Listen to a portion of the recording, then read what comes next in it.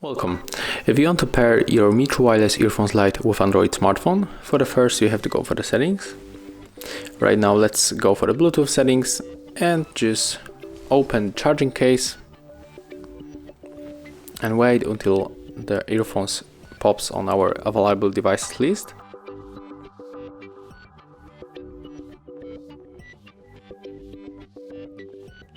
And as you can see, it takes too much time, so don't worry about that, just simply close the case. After that we have to tap on this button at the right edge of the case and just hold it.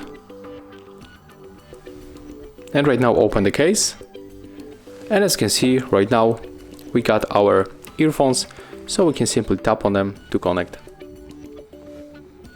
Accept the pair, and as you can see right now they are connected to our Android smartphone. Thank you guys for watching, leave thumbs ups, comments and subscribe to our channel.